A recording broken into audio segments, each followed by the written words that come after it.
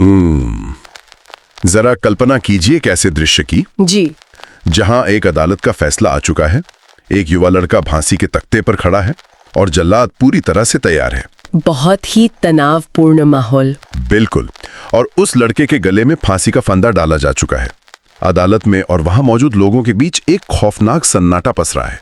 बस कुछ ही सेकंड में एक जिंदगी खत्म होने वाली है। हाँ, एकदम आखिरी पल। और ठीक उसी आखिरी पल में एक वकील अपनी जगह से उठता है और सिर्फ एक छोटा सा वाक्य बोलता है, और वो एक वाक्य उस फांसी को वहीं रोक देता है। क्या बात है! मतलब मौत के मुंह से एक इंसान को वापस खींच लाता है।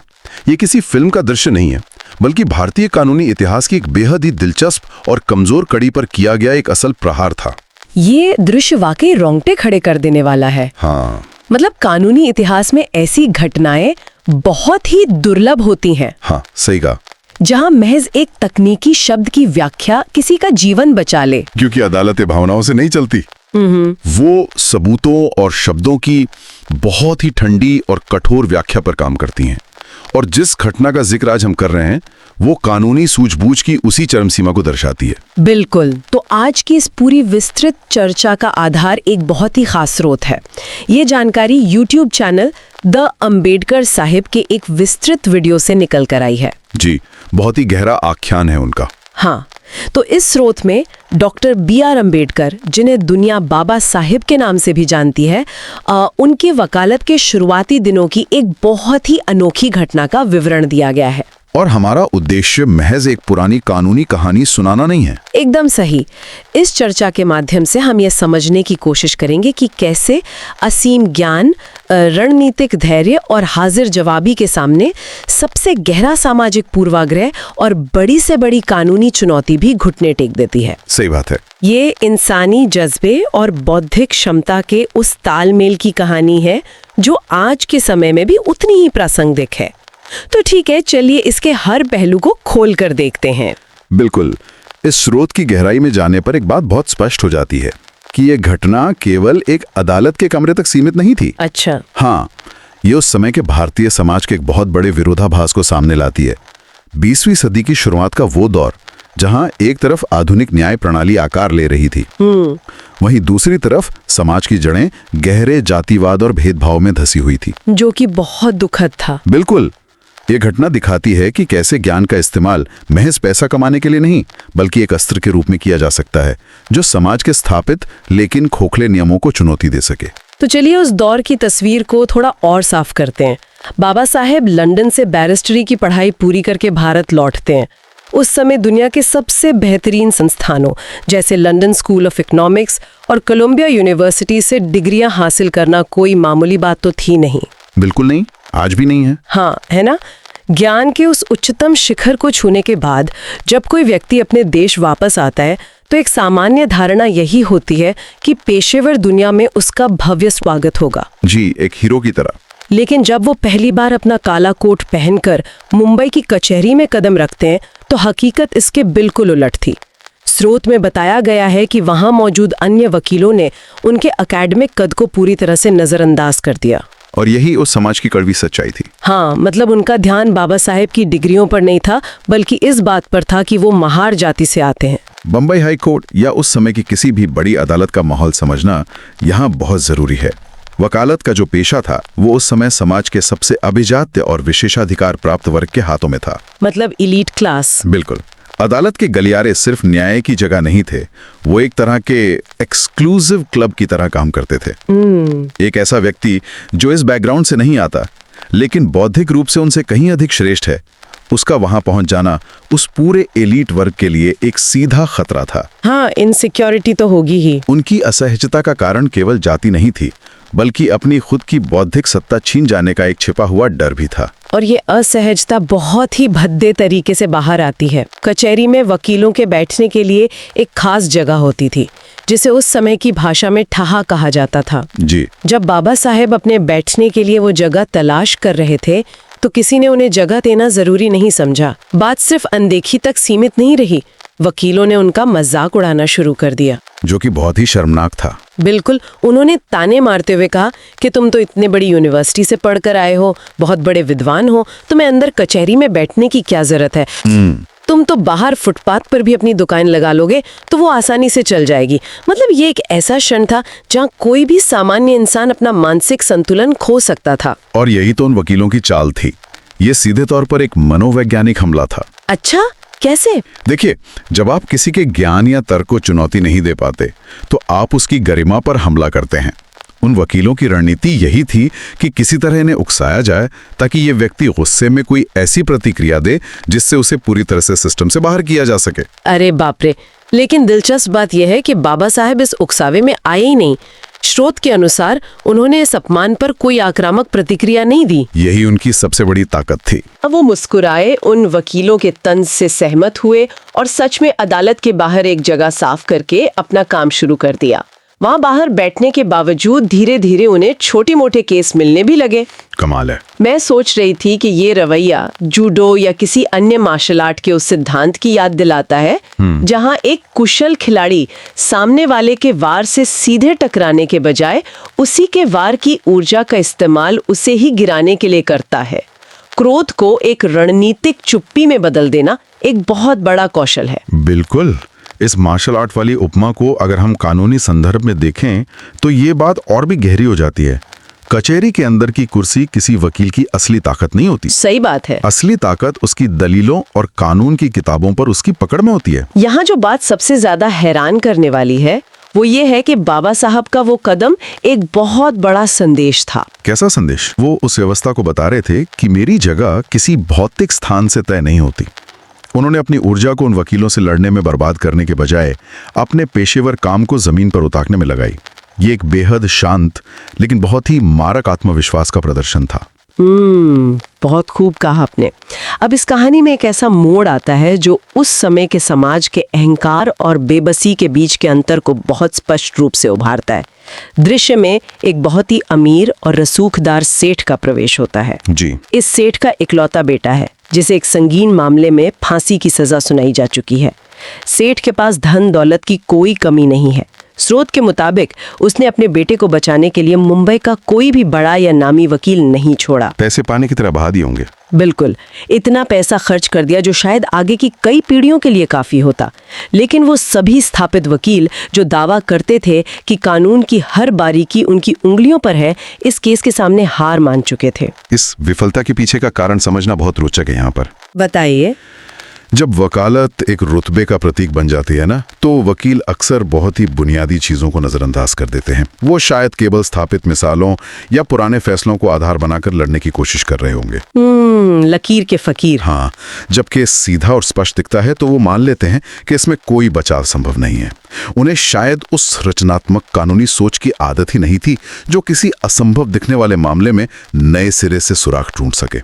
उनका अहंकार ही उनकी सबसे बड़ी बाधा बन गया था। और उनका यही अहंकार एक बहुत ही क्रूर व्यवहार में तब्दील हो जाता है जब वो सेठ पूरी तरह से निराश और हताश होकर कचहरी में उन बड़े वकीलों के पास रोता हुआ पहुंचता है, तो वो वकील उसे कोई सांत्वना देने के बजाय एक बार फिर बाबा साहेब का मजाक उड़ाने का अवसर ढूंढ लेते हैं। बहुत ही असंवेदनशील व्यवहार। बिल्कुल। वो सेठ से कहते हैं कि बाहर जो महार जाति का वकील बैठा है वो बहुत विद्वान है, वही तुम्हारे बेटे को बचा सकता है। मतलब ये सलाह नहीं थी। नहीं, ये एक पिता की बेबसी पर किया गया एक बहुत ही भद्दा तंज था। वो ये दिखाना चाहते थे कि जो केस हम जैसे महारथी नहीं सुलझा पाए, उसे बाहर बैठा एक इंसान कैसे सुलझाएगा। ये स्थिति दिखाती है कि पूर्वाग्रह इंसान की संवेदनाओं को कितना मृत कर लेता है।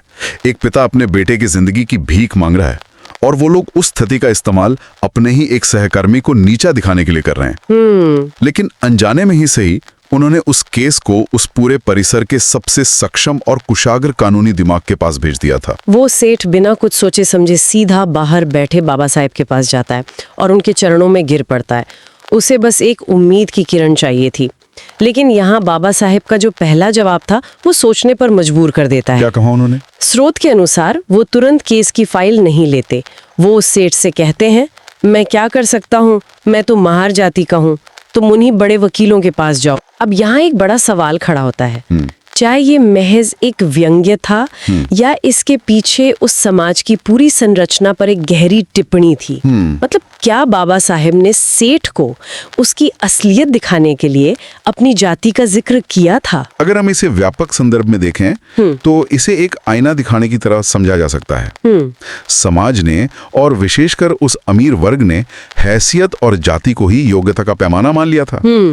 बाबा साहेब उस सेठ को ये एहसास दिला रहे थे कि जब तक तुम्हारे जीवन में सब कुछ ठीक था तब तक तुम्हारे लिए योग्यता का पैमाना वो अंदर बैठे अभिजात्य वकील थे। सही बात है। आज जब तुम संकट में हो और तुम्हारी सारी दौलत नाकाम हो गई है, तब तुम्हें वो व्यक्ति याद आ रहा है जिसे तुम्हारे ही समाज ने कचहरी के बाहर फुटपाथ पर बैठने के लिए मजबूर किया है। ये एक व्यक्ति की पीड़ा नहीं थी, ये उस पूरी व्यवस्था पर किया गया एक बौद्धिक प्रहार था। और ये प्रहार उस सेठ को पूरी तरह से तोड़ देता है। वो रोते हुए कहता है कि अगर उसका इकलौता बच्चा फांसी पर चढ़ गया तो उसकी माँ उस सदमे को बर्दाश्त नहीं कर पाएगी और वो भी अपने प्राण त्याग देगी। बहुत ही भावुक पल। हाँ, एक ही घर से एक साथ दो अर्थियां उठेंगी और फिर इस अकूत दौलत और इतने बड़े कारोबार का क्या मोल रह जाएगा? स्रोत बताता है कि सेठ की ये बात सुनकर दृश्य पूरी तरह से बदल जाता है। यहाँ से कहानी सच में बहुत दिलचस्प हो जाती है। जी। बाबा साहब को अपनी माता भीमाबाई की कही हुई एक बहुत पुरानी सीख याद आ जाती है। उनकी माँ ने बचपन में उनसे कहा था कि अगर कभी किसी निर्दोष की जान बचाने के लिए या किसी बहुत बड़े और अच्छे काम के लिए झूठ भी बोलना पड़े तो संकोच मत करना। क्या बात है।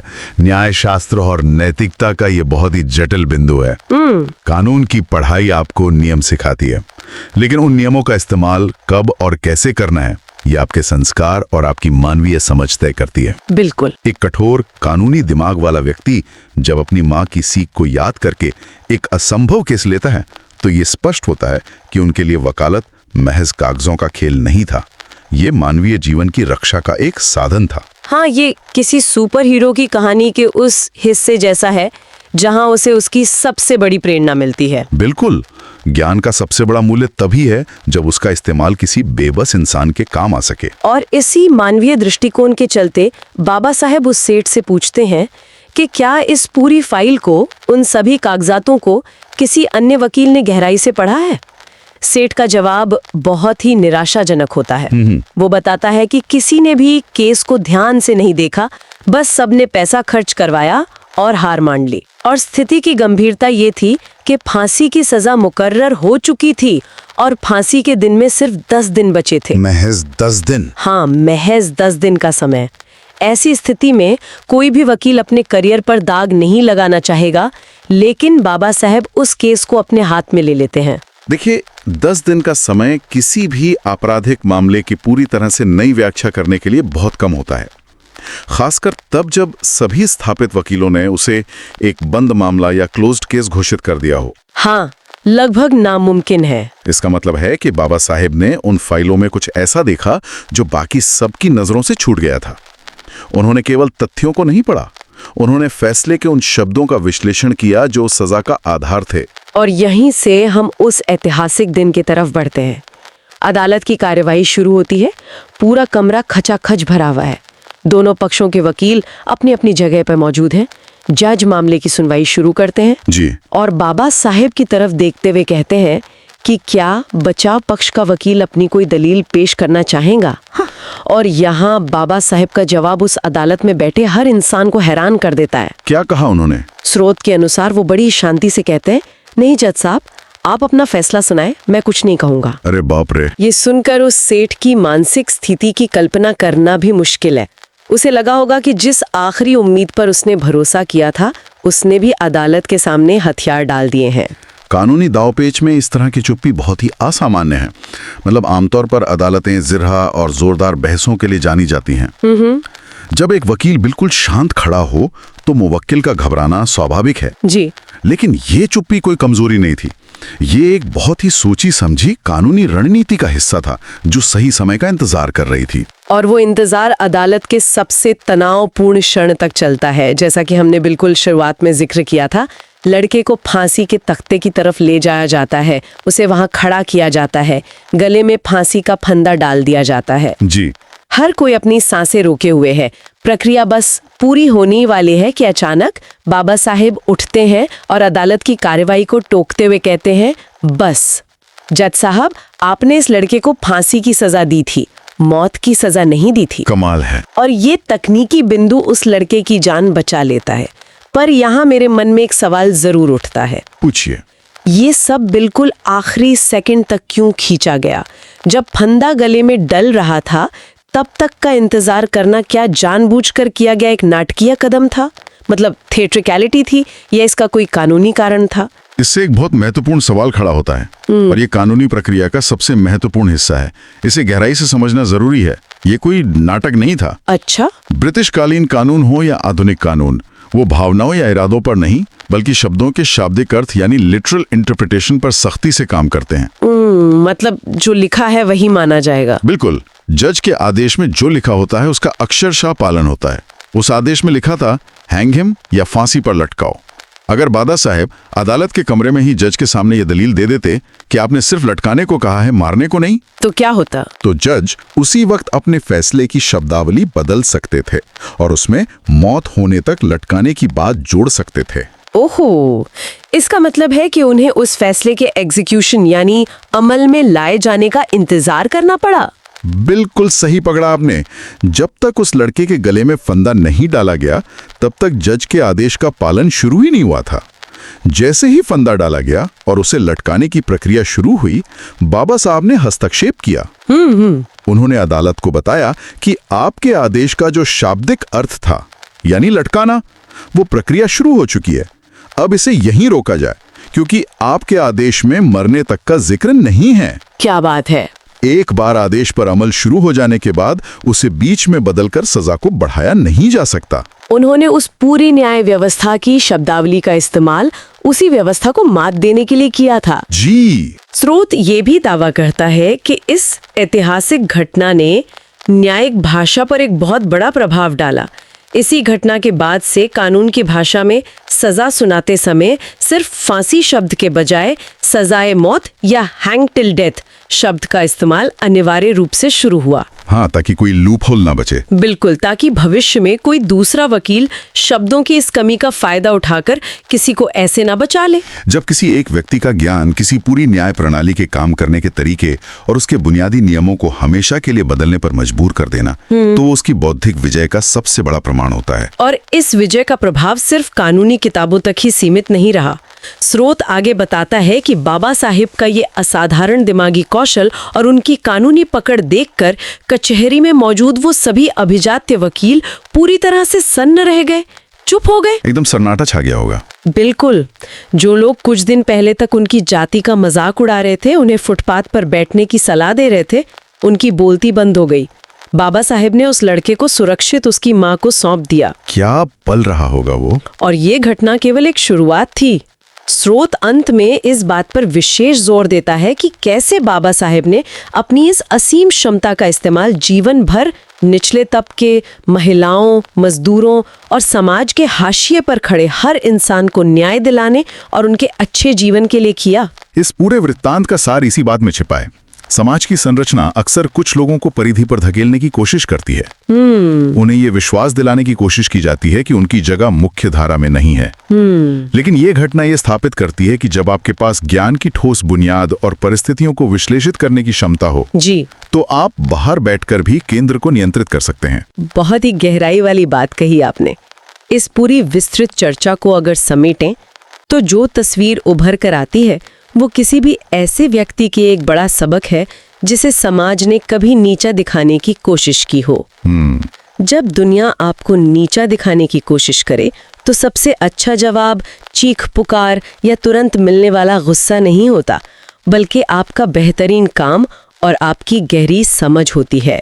जैसे उस कचहरी के बाहर बैठने वाले वकील ने अपनी सूझबूझ से उस असंभव केस को सुलझाकर पूरी अदालत को अपना लोहा मनवा दिया। और ये भी विचार करने योग्य है कि जो व्यक्ति अपने काम में इतना निपुण होता है उसे किसी कुर्सी या स्थान की आवश्यकता नहीं होती। सही बात है। उसका काम ही उसकी पहचान बन जाता है। उन अन्य वकीलों के पास साधन और स्थान दोनों थे, लेकिन उनके पास वो सूक्ष्म दृष्टि नहीं थी जो समस्या का समाधान कर सके। बिल्कुल। अब इस गहरी चर्चा को विराम देने से पहले एक ऐसा विचार है जो सीधा मूल कहानी से जुड़ा तो है, पर उस पर शायद हमारा ध्यान कम जाता है। क्या है वो? जरा सोचिए, अगर उस दिन कचहरी के बाहर ताने सुनकर बाबा साहेब ने अपना आपा खो दिया होता। हाँ, जो कि बहुत स्वाभाविक था, है ना? अगर वो गुस्से में आकर वहां से चले गए होते, तो क्या उस निर्दोष लड़के की जान बच पाती? ये घटना हमें सोचने पर मजबूर करती है कि क्या हम भी अपने जीवन में तुरंत मिलने वाले अपमान के गुस्से में आकर भविष्य में कुछ बहुत बड़ा और सकारात्मक बदलाव लाने के उन मौकों को तो नहीं गंवा रहे हैं? बहुत गहरा सवाल है ये। वो मौके जो हमारी असली काबिलियत साबित कर सकते हैं। तात्कालिक क्रोध और रणनीतिक चुप्पी के बीच का ये अंतर ही शायद इंसान को असाधारण बनाता है। तो आज की इस विस्तृत चर्चा में हमारे साथ जुड़ने के लिए बहुत बहुत धन्यवाद। अगली बार एक और दिलचस्प विषय के साथ फिर मिलेंगे।